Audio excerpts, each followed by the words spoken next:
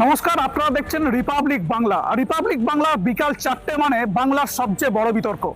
আজকে রিপাবলিক বাংলা বড় বিতর্কের যে বিষয়, যে হুগলি লোকসভা, অর্থাৎ এই হুগলি লোকসভাতে পাল্লা কার দিকে ভারী, সেই নিয়ে আমি পৌঁছে গেছি চুঁচুড়াতে গঙ্গার পাড়ে। আমার সাথে দুটি রাজনৈতিক দল, অর্থাৎ প্রধান দুটি রাজনৈতিক দল উপস্থিত আছে, বিজেপি এবং তৃণমূল। আমি প্রথমেই শাসক তৃণমূলের কাছে যাব, যে বিগত দিনে এই যে লোকসভা কেন্দ্র, এই লোকসভা কেন্দ্র থেকে ছিল বিজেপির জয়।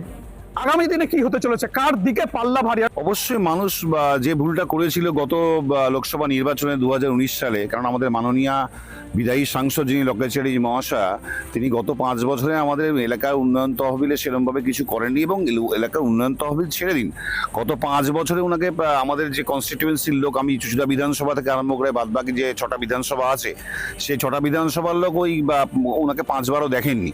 তো সুতরাং মানুষের সঙ্গে যিনি থাকেন না, মানুষের সঙ্গে যিনি, মানুষের পাশে যিনি আর নেই, মানুষের সঙ্গে যিনি কোনোদিন ছিলেন না, মানুষ তাকে প্রত্যাখ্যান করবে, এটা স্বাভাবিক, ন্যাচারালি আমরা জিতবো। পাল্লা ভারী হালকার বিষয় নেই তো। লোকসভা আমাদের ছিল, আমাদের আছে, আগামী দিনেও আমাদের থাকবে।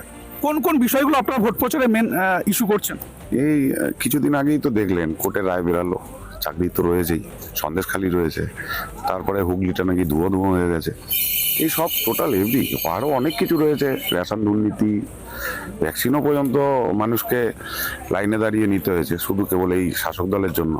এরকম অনেক একাধিক আমাদের এই জেলা সদর হাসপাতাল, সে হাসপাতালের যে দুরবস্থা, কোনো কিছুই ভালো নেই। তার ভেতর দিয়েও আমাদের সাংসদ যথাসাধ্য কাজ করে গেছে, যতটুকু বরাদ্দ ছিল ততটুকু খরচা করতে পেরেছে, এত বাধা বিপত্তির মধ্যে দিয়েও।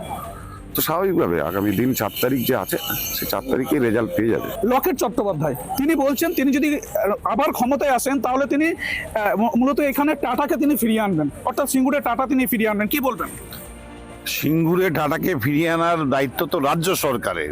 একজন সাংসদ যিনি লোকসভার মেম্বার হবে এই ভোটে জিতে, তিনি কি করে এখানে টাটাকে ফিরিয়ে আনবে রাজ্যসভার উইদাউট কনসেন্টে, সেটা আমার বিয়ন্ড অফ মাই নলেজ, আমার জ্ঞানের মধ্যে নেই। মানে উনি যে কথা দেয়, গিমিকের কথা মানুষের সঙ্গে থাকার কথা না, মানুষের সঙ্গে পাশে থাকার কথা না। তাই জন্যই উনি বলেছেন যে আগামী দিনে টাটাকে ফিরিয়ে নিয়ে আসবে। আপনারা ভালো মতোই জানেন, প্রত্যেকটা আমাদের এখানে দুটো বেসিক, একটা ফেডারেল স্ট্রাকচার, একটা রাজ্য সরকার আছে, সেন্ট্রাল গভর্নমেন্ট আছে। রাজ্য সরকারের কনসেন্স টাটাকে ফিরিয়ে আনা যায় নাকি? টাটা ফিরিয়ে আনার আশ্বাস যে দিয়েছে, আর এই আশ্বাস বাস্তবায়িত হবে আগামী দিন, এই সাংসদের হাত ধরেই হবে।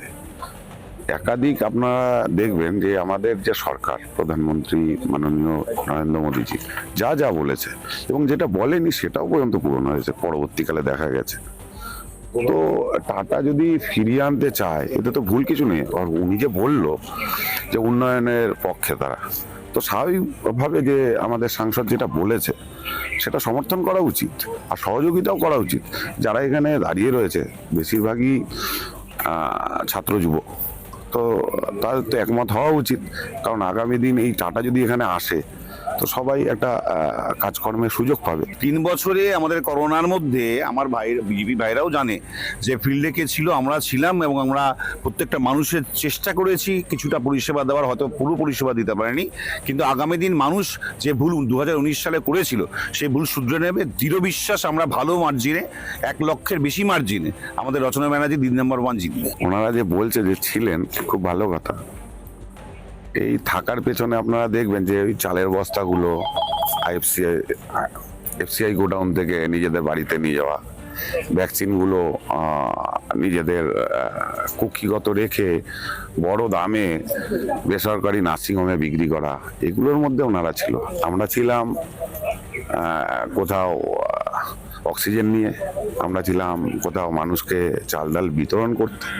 তো এইসবের ভেতরে আমরা ছিলাম, ওনারা ছিল, সেটা ওনারা বলেই দিচ্ছে যে আমরা ছিলাম। ভ্যাকসিনেশনের যে প্রোগ্রামটা, ন্যাশনাল লেভেলে যে প্রোগ্রামটা, আপনারা ইতিমধ্যেই জানেন, একটা WHO ওয়ার্ল্ড হেলথ অর্গানাইজেশন দ্বারা একটা রিসেন্ট কিছুদিন আগে একটা কন্টেন্টস পাবলিশড হয়েছে। সেখানে বলছে যে কোভিড ভ্যাকসিন যারা দিয়েছিল, কোভিড ভ্যাকসিনের যে প্যারামিটার্স, যেটা প্যারামিটার্স মানুষকে দেওয়া উচিত, সে প্যারামিটার্সে ছিল না, এবং সে কারণে বহু মানুষ মানে সাডেন চোখ করে গেছে, সাডেন মারা গেছে।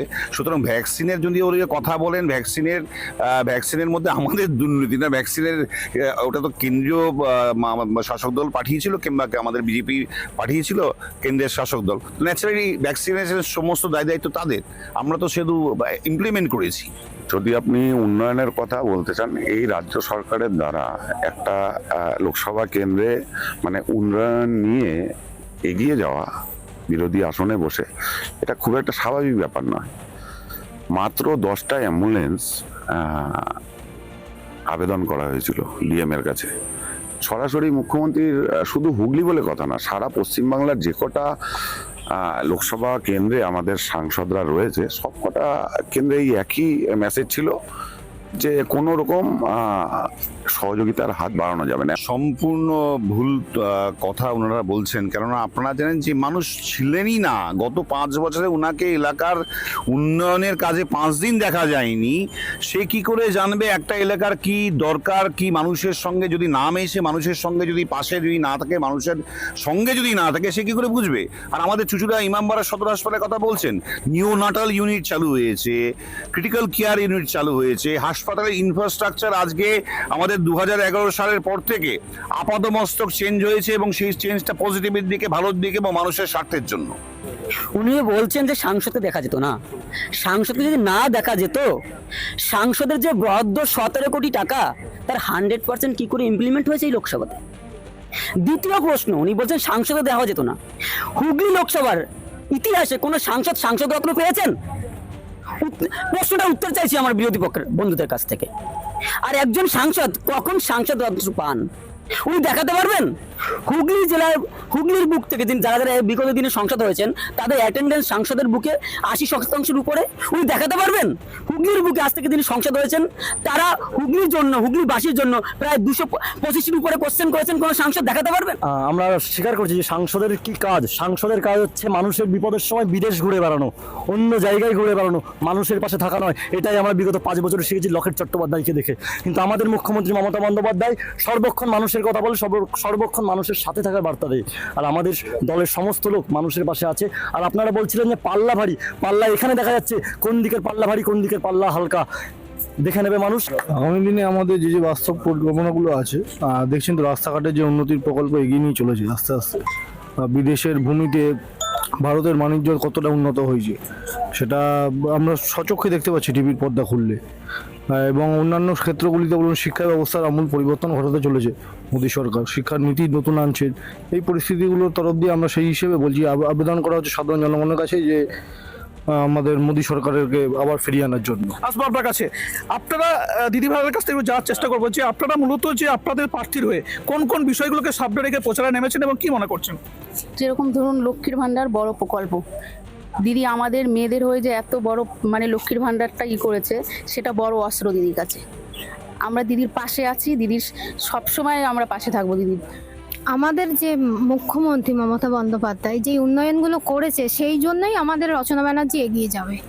আমাদের যে মানুষ নারী, যেটা বলে নারী সুরক্ষা, আমাদের পশ্চিমবাংলায় যে নারী সুরক্ষা আছে একমাত্র দিদির জন্য, মমতা বন্দ্যোপাধ্যায়ের জন্য। মানুষের টাকা মানুষের কাছে ফিরিয়ে দেওয়ার প্রকল্প যেই করেছে, কন্যাশ্রী, রূপশ্রী, এগুলো, সেই প্রকল্পের জন্য রচনা ব্যানার্জি এগিয়ে যাবে। লক্ষ্মীর ভান্ডার বিষয় নিয়ে যে লক্ষ্মীরা যে কথা বললো, তারা কি চাকরি চায় না? তারা তো পড়াশোনা করেছে, তাদের বাড়ির লোক পড়িয়েছে, তাই না? তো আমার মনে হয় লক্ষ্মীর ভান্ডার যেরকম চলছে তাতে আমাদের কোনো অসুবিধা নেই। আমরা তো চাই অন্নপূর্ণা ভান্ডার দেওয়ার জন্য। কিন্তু আমার মনে হয় সার্বিক যে সমাজের পরিকাঠামো যেভাবে ভেঙে পড়েছে, আমার মনে হয় সে সকল লক্ষ্মীগুলো যেগুলো আজকে এখানে এসে দাঁড়িয়ে রয়েছে, এবং কার্তিকরা যারা এখানে এসে দাঁড়িয়ে রয়েছে, তাদের আমার মনে হয় সবার প্রথমে যেটা দরকার কর্মসংস্থান। সেটা বিজেপি কেবল পারে, আর বিজেপি আগামী দিনে পশ্চিমবাংলায় সেটা পড়বে। নারী সুরক্ষা, যেটা আমাদের ন্যাশনাল ক্রাইম রেকর্ড ব্যুরো NCRB-র যে একটা সার্ভে হয়েছিল, সেই সার্ভেতে আমাদের পশ্চিমবাংলা হয়েছে safest state for the women. নারী সুরক্ষা, নারী জাতির জন্য যে সরকার থাকে, ন্যাচারালি আমাদের ভোটারদের সিংহভাগ আমাদের সমস্ত মামাটি মানুষের সৈনিক হচ্ছে মহিলারা। সুতরাং আগামী দিনে উন্নয়ন শুধু না, উন্নয়নের জোয়ার বইবে। উন্নয়ন অনেকে হয়তো বলে ব্যঙ্গ করে উন্নয়ন দাঁড়িয়ে আছে, সত্যি কি উন্নয়ন দাঁড়িয়ে আছে ওনারাও জানেন। ওনারা অন্য আইডিওলজিক্যাল ডিফারেন্সেস বিলং করেন বলে বলছে, আমরাও জানি, কিন্তু উন্নয়ন ছিল, আছে এবং আমরাই থাকবো। এখানে দাঁড়িয়ে আছেন সেই চুষার সুগন্ধার কথা আপনাদের ভাবা উচিত। তাহলে আপনাদের মধ্যে লজ্জাবোধ আসবে বলে আমি মনে করি। আপনারা নিজেদের পায়ের তলায় মাটি আছে বলে আপনারা মনে করেন না, তাই আজকে আপনারা হাসট্যাগ বলছেন, মণিপুর বলছেন, কিন্তু বাংলায় কি হচ্ছে? আপনারা কোথায় শাসন করছেন? বাংলায় করছেন না? আপনারা বাংলার প্রতিনিধি তো, বাংলা নিয়ে কথা বলুন। 2000 টাকা হয়েছে, বাংলার কথা বলছি, বাংলার সন্দেশকারীতে 2000 টাকার কথা হয়েছে। 2000 টাকার বিনিময়ে নারীদের কিনে নিয়ে মিথ্যা অপবাদ দেওয়া হয়েছে তৃণমূল কংগ্রেসের নামে। এটাই তো আপনাদের চক্রান্ত, এটাই তো আপনাদের মিথ্যাবাদীদের। বাংলায় যেটা আমরা দেখতে পেলাম 12টার সময় মালপোয়া তৈরি করা হয় তৃণমূলের নির্দেশে। বাংলায় আমরা এটা দেখেছি। দৈনন্দিন পেপার খুললে যে নারীরা কত সুরক্ষায় রয়েছে সেটা পেপারের পাতাতেই, প্রত্যেকটা পেপারের পাতায় চিৎকার করে বলে দেয়। বৃহত্তর পরিকল্পনা বলতে আমাদের গণতন্ত্রের শেষ কথা মানুষের সঙ্গে, মানুষের উন্নয়নের স্বার্থে আমরা ছিলাম, আছি, অদূর ভবিষ্যতেও থাকবেও। আপনারা ধরুন আপনাদের প্রার্থী জয়লাভ করলো রচনা ব্যানার্জি, আপনারা যে দিদিভাইরা যে বিষয়গুলো বলছিলেন সেগুলো আপনাদের রাজ্য সরকারের প্রকল্প চলছে, ঠিক আছে, কিন্তু প্রার্থী যদি জয়লাভ করে তাহলে আপনাদের পরিকল্পনা কি? প্রথম আমরা গ্যারেন্টি দিচ্ছি, আমাদের যে রচনা ব্যানার্জি দিদি নাম্বার 1 যদি জেতে, তার ভোটার অ্যাড্রেস আগামী 1 বছরের মধ্যে চুচুড়া বিধানসভাতে হবে। তার ভোটার অ্যাড্রেসটা লোকসভার মধ্যে হবে, তার ভোটার অ্যাড্রেসটা কলকাতায় থাকবে না। আপনারা জানেন প্রত্যেক এমপিতে অ্যালটমেন্ট পার ইয়ারে 5 কোটি টাকা করে, 5 বছর 25 কোটি টাকা, কিন্তু মানুষ কি দেখলো? মানুষ কোনো কাজ দেখেনি। চুচুড়া বিধানসভা এবং বাদবাকি 6টা বিধানসভার মানুষ কোনো কাজ দেখেনি, মানুষ কোনো উন্নয়ন দেখেনি। মানুষকে বোকা বানানো যায় না। আমাদের পরিকল্পনা বলতে গিয়ে এর আগেও আমাদের পরিকল্পনা একই ছিল। আমরা চেয়েছিলাম যে আমাদের যে এই হাসপাতালটা রয়েছে, এই হাসপাতালটা মেডিকেল কলেজে পরিণত হোক। তো স্বাভাবিক এইসব বিষয় নিয়ে এদের কোনো মাথা ব্যথা নেই। আমাদের চন্দননগর যে হাসপাতাল, সেই হাসপাতালে যে কি সমস্যা হয়েছে কিছুদিন আগে আপনারা নিজেরাই খবর করেছেন। সুতরাং এই যে স্বাস্থ্য ব্যবস্থা, এই স্বাস্থ্য ব্যবস্থা একটা বিশাল একটা পরিবর্তন হুগলিতে প্রয়োজন আছে, যার মধ্যে এনাদের কোনো সহযোগিতা আমরা পাই না। আগামী দিনেও আমরা জানি এনাদের দ্বারা সেই সহযোগিতা আমরা আশা করি না, কিন্তু তার মধ্যে দিয়েও আমরা চাই আমাদের সরকার গঠন হোক, আমরা এগুলো সব ডেভেলপ করবো। নবমীগঞ্জের কত কোটি টাকা বরাদ্দ হয়েছে দেখুন, অবস্থা দেখুন।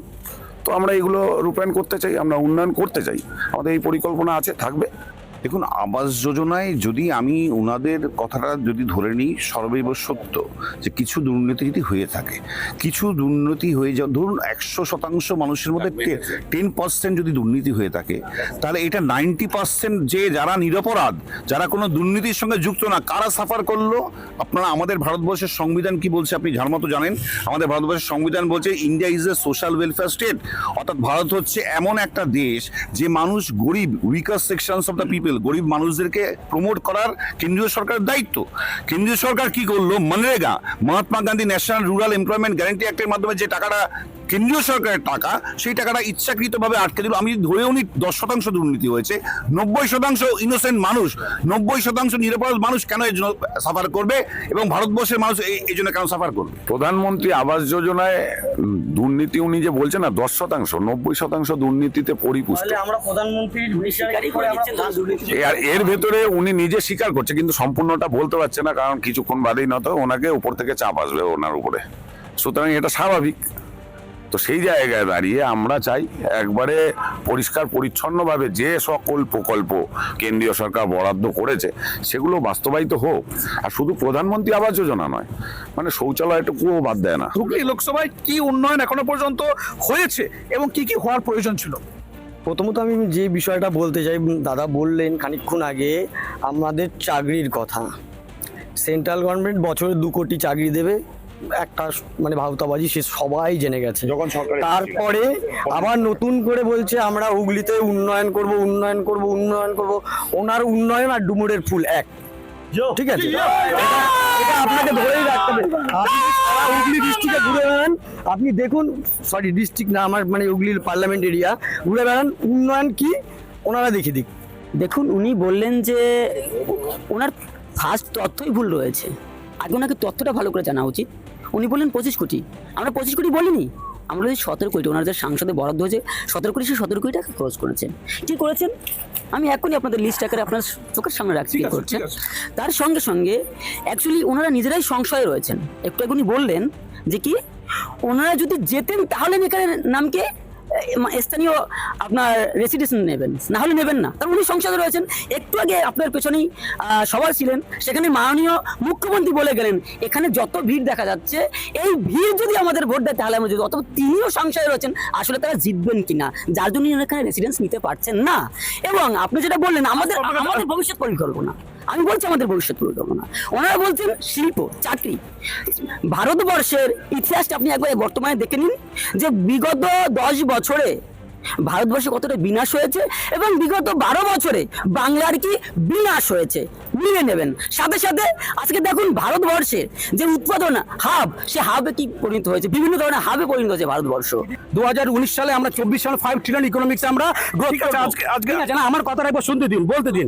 এরপরে যখন এখন উনি বলছেন আমরা 2030 সালে 7 ট্রিলিয়ন ইকোনমিক হবে, 7 ট্রিলিয়ন ইকোনমি হবে, তা আপনার কি মনে হয় যে ইকোনমিক গ্রোথটা এখন 8.5 আজকে দেশের 2030 সালে 15% হবে? হুগলি লোকসভা পাল্লা কার দিকে ভারী, এই নিয়ে আজকে আমরা বড় বিতর্ক করলাম। অর্থাৎ পাল্লা কার দিকে ভারী সেটা জানা যাবে আগামী 4 তারিখে। আজকের মতো বড় বিতর্ক এই পর্যন্তই। আপনারা দেখতে থাকুন রিপাবলিক বাংলা।